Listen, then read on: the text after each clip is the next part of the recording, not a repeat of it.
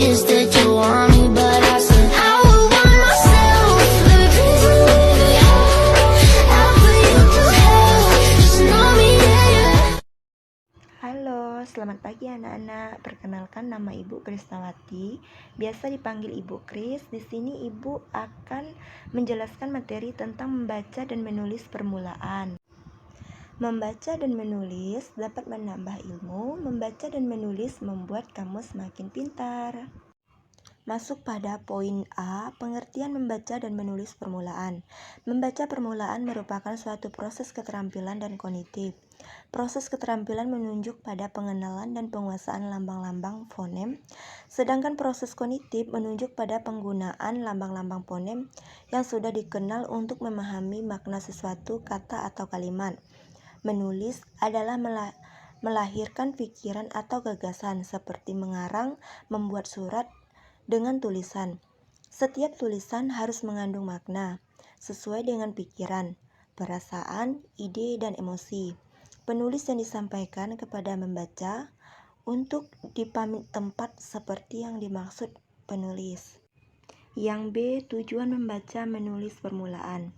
Tujuan membaca dan menulis permulaan pada dasarnya adalah memberi bekal pengetahuan dan keterampilan kepada siswa untuk mengenalkan tentang teknik-teknik membaca dan menulis permulaan dan dapat mempraktikkannya dengan benar. Secara terperinci, membaca menulis permulaan bertujuan sebagai. Di sini terdapat ada 6. Yang pertama, memupuk dan mengembangkan kemampuan anak-anak untuk memahami dan mengenalkan cara membaca dan menulis yang benar.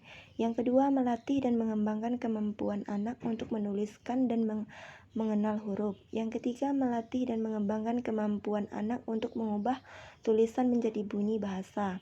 Yang keempat, melatih dan mengembangkan kemampuan anak untuk menuliskan bunyi-bunyi yang didengarnya. Yang kelima, melatih keterampilan anak untuk memahami kata-kata yang dibaca, didengar, dan mengingatnya dengan baik. Yang keenam, melatih keterampilan anak untuk dapat menetapkan arti tertentu dari sebuah kata dalam suatu konteks.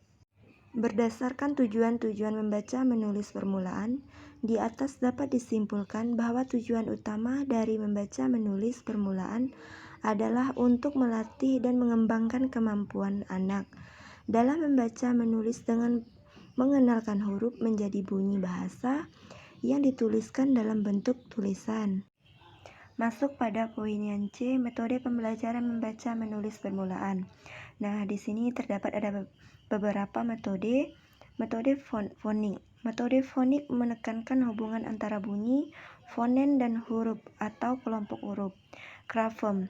Anak-anak diajarkan cara mengidentifikasi dan menggabungkan bunyi untuk membentuk kata. Metode ejaan. Dalam metode ini, anak-anak diajarkan membaca dan menulis dengan mengeja kata satu persatu. Mereka belajar mengenali huruf dan menggabungkan untuk membentuk kata. Metode kata pandang. Anak-anak diajarkan mengenali kata-kata yang sering muncul dalam teks secara visual tanpa harus menjaga atau mengidentifikasi bunyi huruf satu persatu. Kata-kata ini disebut kata pandang atau sing word. Metode linguistik.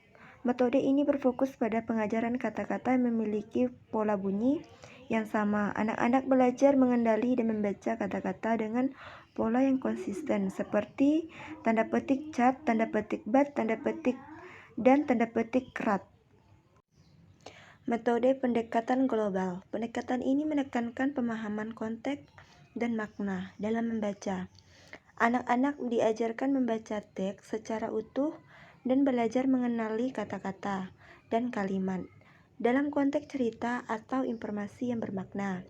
Metode pendekatan analitik sintetik.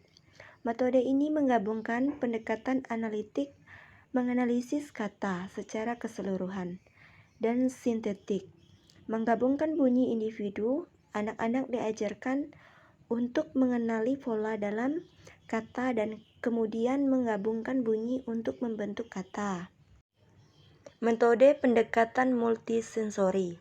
Metode ini melibatkan penggunaan berbagai indera, visual, auditori, kinetik, dan Braille untuk membantu anak-anak belajar membaca dan menulis. Misalnya, mereka dapat menelusuri huruf dengan jari sambil mengucapkan bunyi huruf tersebut. Metode repetisi dan latihan. Anak-anak diajarkan membaca dan menulis melalui pengulangan dan latihan terus-menerus. Mereka membaca dan menulis kata-kata dan kalimat berulang kali hingga menjadi terbiasa. Metode sentral literasi. Pendekatan ini melibatkan penggunaan berbagai pusat kegiatan yang dirancang untuk mengembangkan keterampilan membaca dan menulis. Anak-anak dapat berpindah dari satu pusat ke pusat lain untuk mengeksplorasi aktivitas literasi yang berbeda. Masuk pada poin D, problematika dalam mengembangkan kemampuan membaca menulis permulaan. Pada umumnya, problematika yang sering ditemukan dalam proses pembelajaran di kelas-kelas awal adalah ketidakmampuan siswa mengenali huruf-huruf dalam alfabet, khususnya membedakan huruf kapital dan huruf kecil. Ada kecenderungan siswa membaca kata demi kata tanpa bisa melanjutkan membaca kata-kata selanjutnya dengan lancar. Dalam membaca, siswa sering berhenti membaca di tempat yang tidak tepat dengan tidak memperhatikan tanda baca, khususnya tanda koma. Kebiasaan siswa mengulangi kata atau frase karena siswa tidak mengenali kata atau kurang menguasai huruf.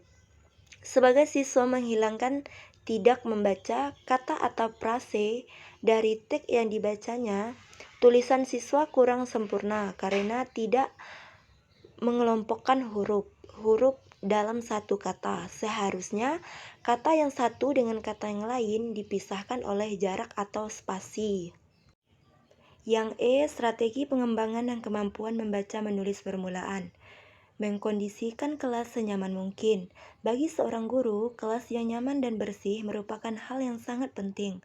Kelas bisa ditata rapi sesuai dengan keinginan guru dan siswa. Guru bisa berinovasi dengan mengubah susunan meja dan kursi siswa setiap seminggu sekali ataupun dengan membuat prakarya yang difungsikan untuk menghias kelasnya agar terlihat lebih bagus. Membangkitkan mood belajar siswa. Guru bukan hanya memiliki tugas untuk mengajar di kelas, tetapi lebih dari itu, guru dituntut untuk dapat menciptakan suasana belajar yang kreatif dan disenangi oleh siswa. Ketika belajar, seringkali guru menemukan siswa-siswanya yang merasa jenuh atau bosan. Disinilah tugas guru untuk menciptakan dan membangkitkan mood belajar siswa, agar siswa merasa semangat dan kembali siap untuk belajar. Banyak cara yang dapat dilakukan oleh seorang guru dalam membangkitkan mood belajar siswanya. Salah satunya yaitu dengan melakukan senam di dalam kelas yang diikuti oleh siswa-siswa di dalam kelas. Membangun konsentrasi. Belajar dengan permainan konsentrasi belajar merupakan salah satu faktor yang berpengaruh terhadap prestasi belajar seseorang. Ketika siswa berkonsentrasi penuh saat belajar, maka ia akan lebih mudah memahami isi pembelajarannya dan siswa akan lebih cepat memiliki kemampuan membaca dan menulis. Konsentrasi memang sangat dibutuhkan oleh siswa ketika belajar membaca dan menulis, terutama ketika belajar menulis dengan mendikte. Dibutuhkan konsentrasi penuh dari siswa untuk mendengarkan kata yang mendikte oleh guru dan menuliskan menjadi huruf-huruf yang benar. Guru juga bisa melatih konsentrasi siswa dengan memastikan ketika pembelajaran berlangsung, siswa-siswa tertib dan tidak mengobrol satu sama lain, karena jika mengobrol dan bercanda, hal ini dapat mengganggu konsentrasi temannya yang lain. Membaca dengan nyaring. Membaca dengan nyaring merupakan salah satu bagian yang paling sering digunakan oleh guru, khususnya guru di kelas rendah dalam mengajarkan membaca bersuara atau menyaring adalah kegiatan membaca dengan menyuarakan tulisan yang dibacanya dengan ucapan dan intonasi yang tepat agar pendengar dan pembaca dapat menangkap informasi yang disampaikan oleh penulis. Jadi, pembelajaran membaca nyaring ini dilakukan oleh siswa dengan membaca cerita atau tulisan dengan mengeraskan suara mereka agar terdengar oleh temannya yang lain. Adapun manfaat dari membaca nyaring ini antara lain untuk memberikan contoh pada siswa proses membaca yang positif, mengekspos siswa untuk memperkaya kosakatanya dan memberi siswa informasi baru. Membaca dan bernyanyi. Membaca sambil bernyanyi merupakan salah satu metode yang digunakan oleh guru di sekolah dasar di kelas rendah untuk membuat siswanya menjadi senang dan minat dengan kegiatan membaca. Guru ingin menunjukkan pada siswa bahwa membaca bukanlah kegiatan yang harus ditakuti dan bukanlah pembelajaran yang sulit, tetapi guru ingin menunjukkan bahwa membaca bisa dijadikan kegiatan yang asik dan menarik dengan menggabungkannya dengan sebuah nyanyian. Dengan adanya kegiatan membaca sambil bernyanyi ini, siswa sangat antusias mengikuti pembelajaran membaca dan diharapkan dapat meningkatkan kemampuan membaca siswa dan menjadikan siswa gemar untuk membaca.